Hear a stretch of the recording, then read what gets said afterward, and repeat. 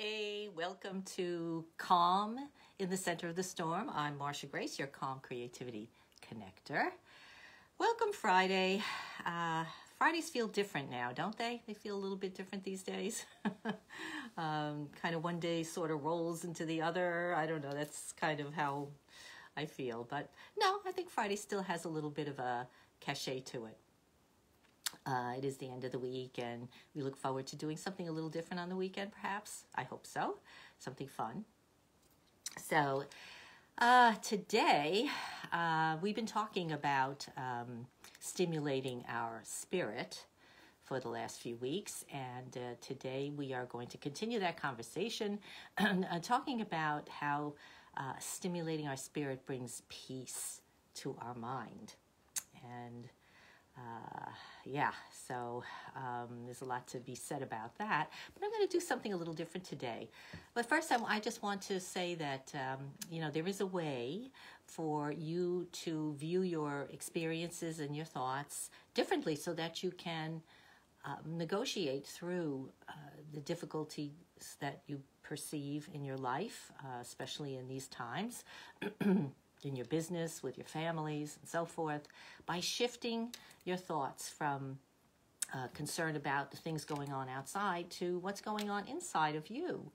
And, and that's the way you can uncover your own internal wisdom. So my expertise, of course, is teaching my students how to connect with their inner wisdom so that they can find those answers that are there with them all the time. All right, well, so today, as I said, we're talking about pursuing peace. And it is a pursuit. It doesn't come naturally for most of us or in many circumstances. So it is a pursuit in that sense. And so what I want to do something different today. So if you can, get a piece of paper and a pen, because I want you to take notes. I want you to write. We're going to do a little Q&A today to change it up. So I'm going to ask you some questions and see what you think. Just give me an answer, write down an answer. And please make sure you write down an answer, okay?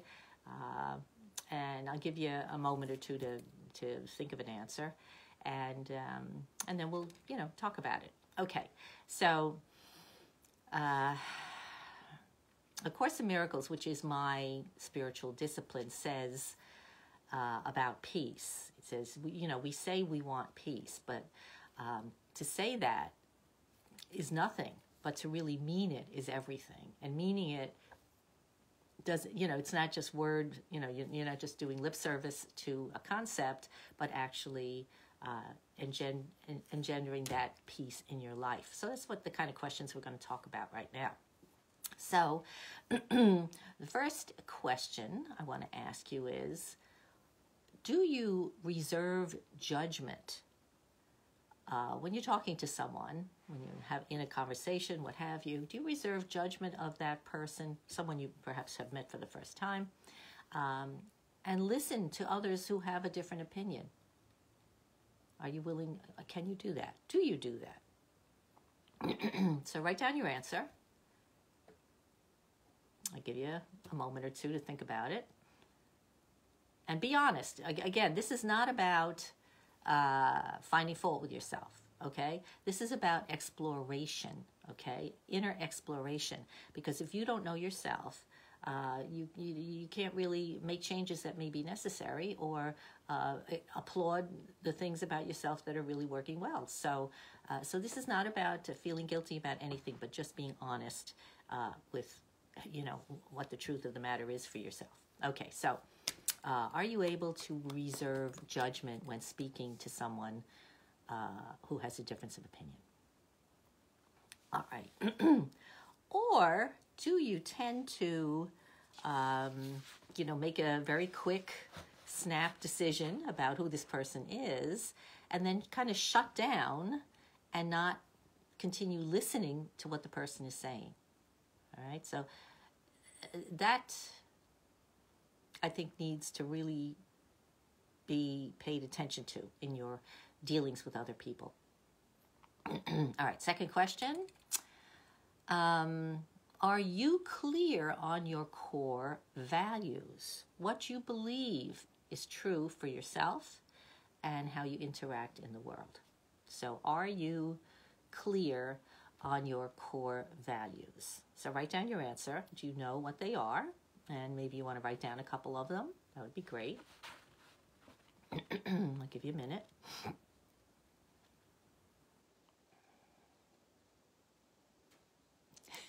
I should have some TikTok music or something, right?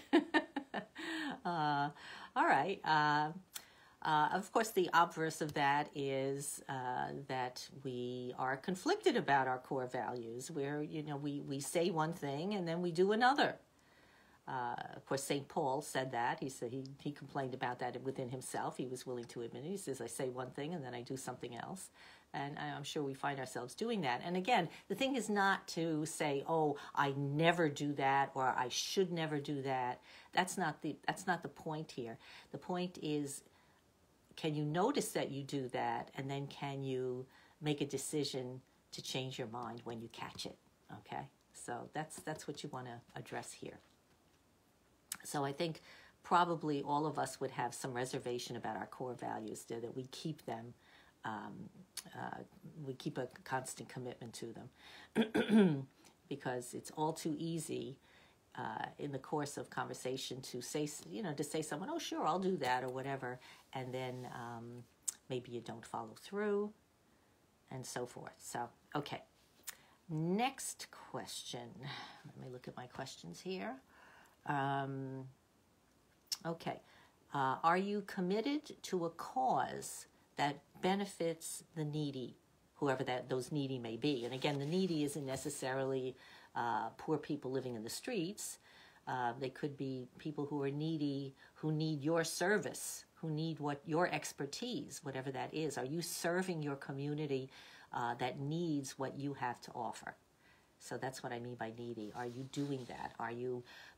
In other words, are you honoring your own expertise and sharing that with the people who can benefit from it? So, yes, no? What's your expertise? Write it down. All right. Or are you, sometimes when, and again, we talk about taking care of the needy. There are an awful lot of organizations that do incredible work that we can support, and so, and I'm sure you've heard about them, you know about them. How much of that are you willing to support? How often do you support a community? And I think that's important. I mean, of course, we want to use our expertise and help our people we can help, but just in general, to support organizations that do help people who really, really are in desperate need. I know one of my favorites is an organization that supplies animals to women, mostly in countries where there's a lot of poverty, and that is an incredible thing, because it's like, the old story, if you give a man a fish, he can eat for the day. If you teach him how to fish, he'll eat for a lifetime. So, so that's the thing that you want to do. You want to encourage people to learn how to take care of themselves, and maybe they don't have the funding or the ability to do that. So that, to me, is a very, very worthy thing to support. That organization that I support is Heifer International. But okay, so that's talking about that. And if you're saying, oh, I can't afford it, well, I mean, do you go to Starbucks and get a $3.50 latte? Do you go shopping on Fridays after work to soothe your soul and buy a new something or other? I mean, come on. Let's be real here. I'm sure we have some extra loose change floating around someplace where we can send off to a worthy organization. So again, just think about this. All right, another one. Do you commune with nature and the arts in some fashion? And when I say the arts, I don't necessarily just mean music or dance or the opera or whatever.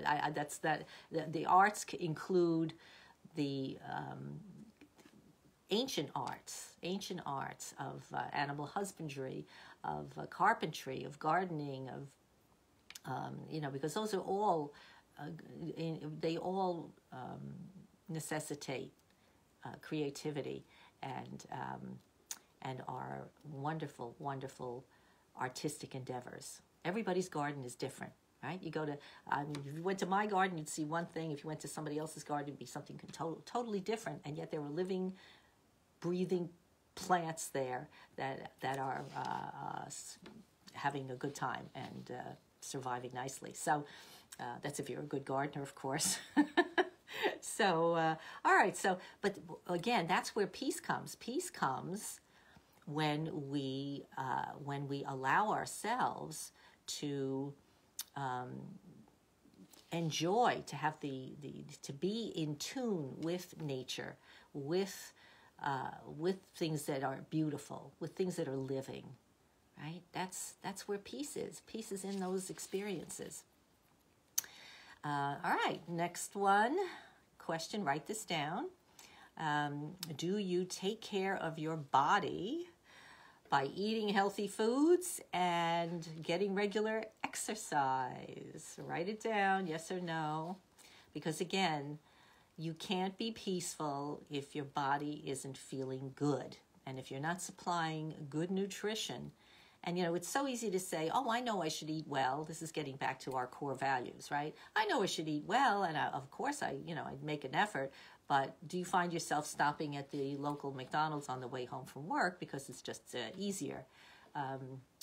Again, these are things to just consider, because if you truly want peace, as I said, if you really want peace, you have to mean it and not just give it lip service.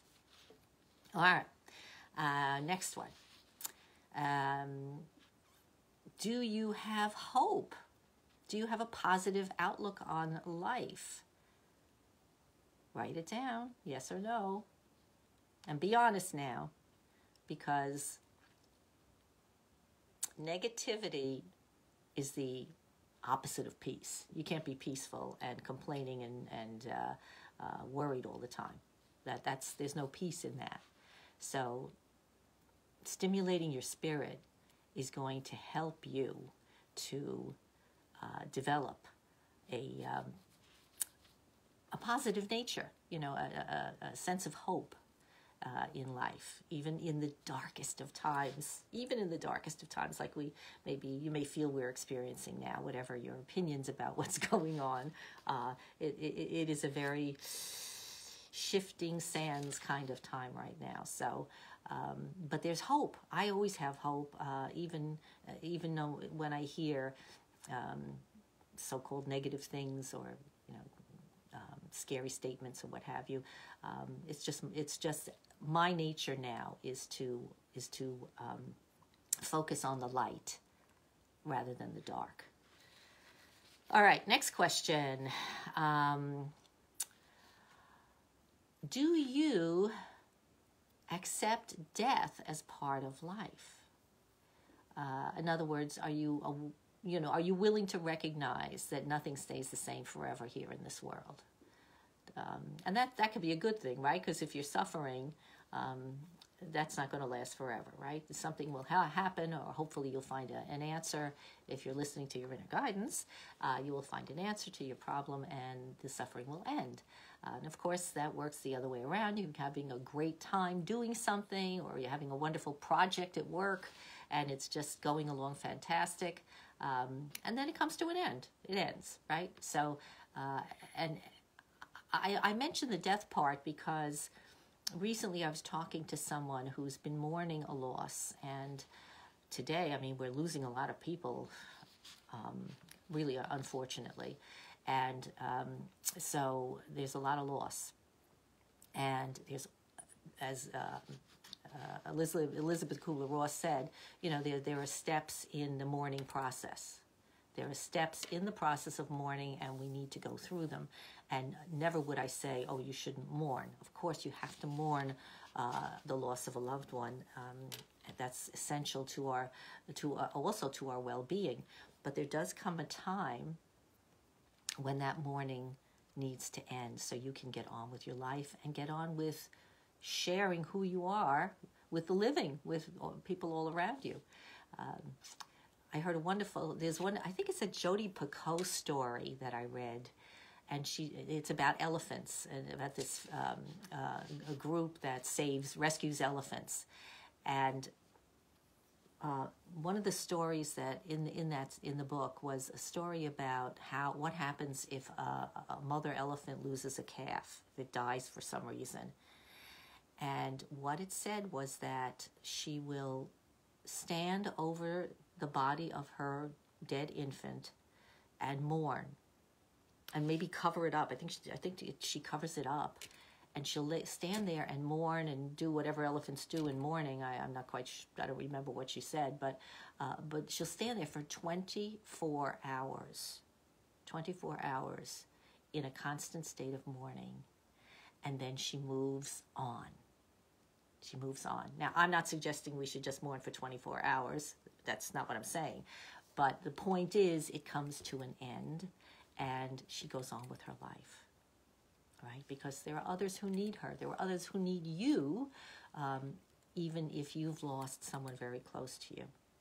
So when you remember that you're needed, you can get past your sadness and your loss a little more quickly.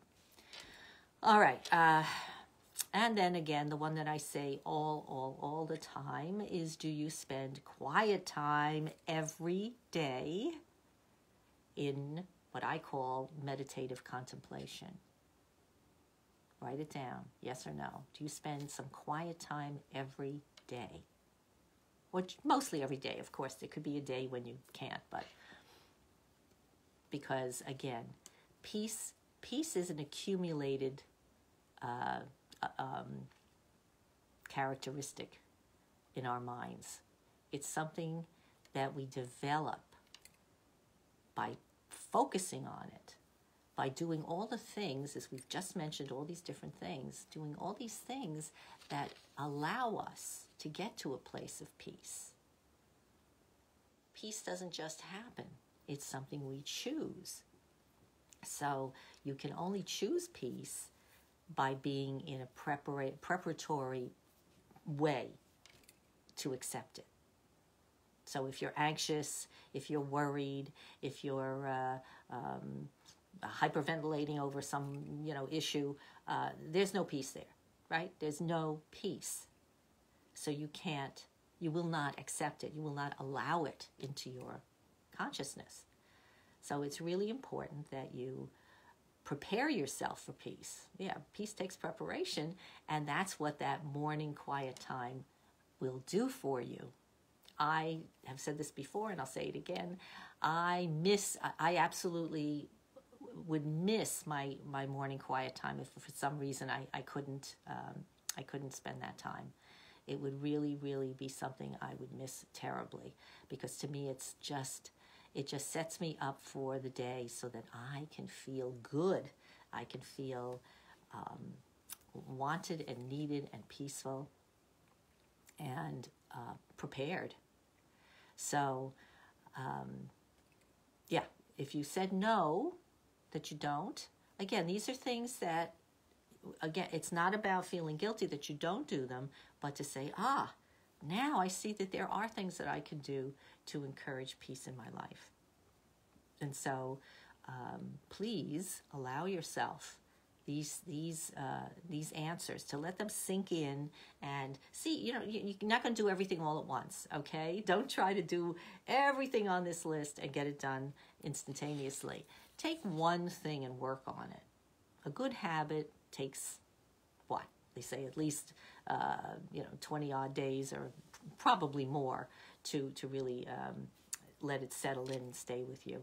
So give yourself a chance, with this list, see how many of these things rang a bell and caused you to say, yes, I really don't allow myself to commune with nature often enough. I do feel kind of negative and annoyed a good deal of the time, or I leap out of bed in the morning and zip into my day, and I don't spend any quiet time getting prepared. These are the kinds of things that will make a huge, huge difference and bring you the peace that you say you want. But you have to be willing to do something to gain that peace. Okay? All right. So that is what I'm going to say about peace today. And I hope you enjoyed that discussion. I would love for you to share with anyone you think that could benefit from it. And give me some likes. Give me some love. I love love, please. And now we are going to, and of course, if you can't hang out for our meditation and breath work here, then by all means, check in to my guided meditation. That's still available. It will still be available. I think by next week I will have a new gift for you on my website. So if you go to mg@marshagrace.com, you will find the guided meditation and enjoy. All right, so next we are going to do our breath work, and today I want to do a peaceful breath for our breath work. Okay, so since we're talking about peace, we want to do a breath that incorporates, of course, all breath work is going to bring peace, but this particular one, I think the even flow is what brings peace when we are in a sense of equanimity, and so with peace just feels natural at that time. So the way we do this breath is it's just as we always do. We're going to blow out everything, and then we're going to breathe in to the count of 5, hold for 2, and then breathe out to the count of 5. Okay, so it's a 5 in, hold 2, 5 out, round of 3, and this is just kind of get into a sense of it's like a sigh. It's like when you sigh, right? You're relieved about something, you go,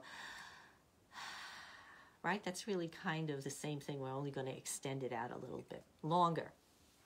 All right, so you ready? Here we go.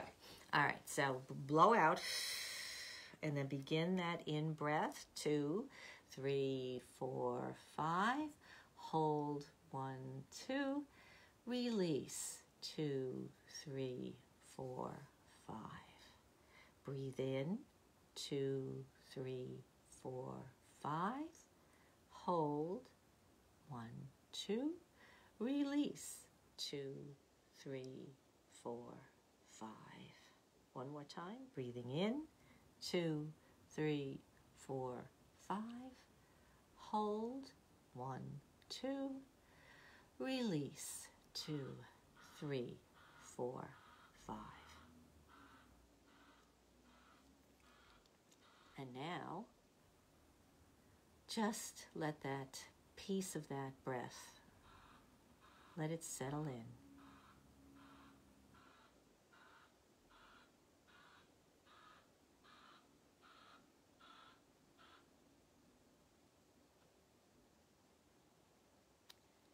It feels so good when we give ourselves those couple of minutes to just let go of everything and be peaceful. And I'm going to light my candle here for you. So if you like to look at the candle, great, as we do our meditation now. Or if you want to close your eyes, it's my crooked candle here. Ooh, it went out. I don't know why it went out. An uncooperative candle here today. All right.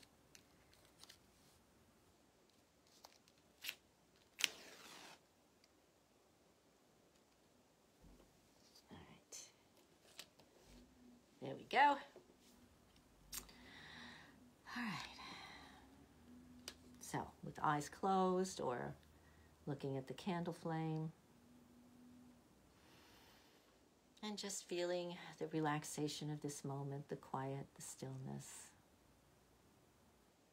Maybe you'll notice your heart beating and any sounds that you may hear around you just become white noise. They have no effect on your peace. And I want you to take a moment now to think about someone who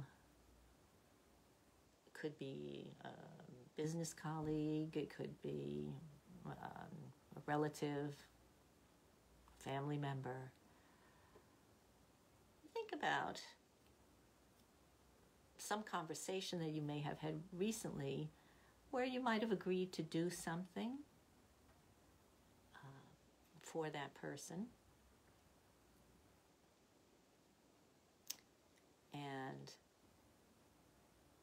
when you think about it now, you realize that you never actually followed through on keeping that so-called promise, right? Maybe it wasn't couched in those words, but what we say has impact. If you say something to someone, they hear you. And if you don't follow through on your words, you're not just disappointing them, you're disappointing yourself. And there's no peace in that. Peace comes when our words match, when our thoughts and our words and our actions all line up. So, if you can recall a promise you made to someone now, doesn't matter how long ago it was either, really doesn't. But just remembering it now, and envision that person, and perhaps you want to say, oh, I'm really sorry that I completely forgot about this, but now I remember it and I'm going to follow through. That happened to me the other day when I spoke to someone on the phone and I had to cut the conversation off and said that I would call her back. And I completely forgot. I just got busy with my day. And the next day, all of a sudden, I remembered, oh my goodness, I never called her back. And so I just did. Sometimes our guilt holds us from doing the right thing, really. I mean, it sounds crazy, but we hold back. We feel guilty, and then we say, oh, I'm embarrassed or what have you, and then you'd rather just pretend like it didn't happen. But that's not valuable. There's no value in that. So follow through, and you will feel peaceful as a result. So now just see yourself going off and completing that unfinished promise, figuratively at this moment, maybe not literally, and smiling to yourself because now you let that peace just wash over you, that sense of accomplishment, of keeping your word, of being true to yourself and true to the other person.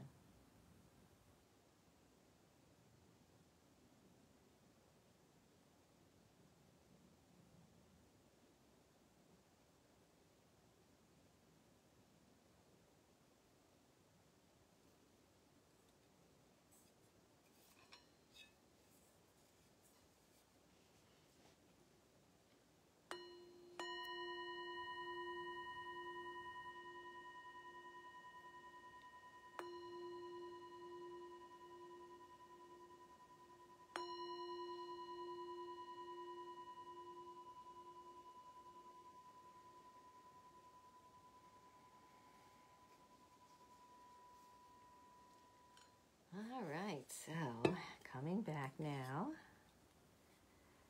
and taking one more slow, deep breath in. And as you release that breath, you can let your eyes come open and celebrate. It's Friday, and you're going to complete that little promise that you made, right?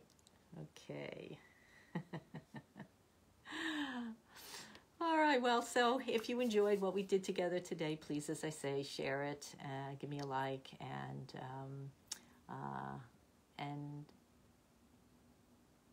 most of all, allow yourself to do the right thing for you. Because when you share your own goodness with yourself, that has implications for everybody around you. And we can't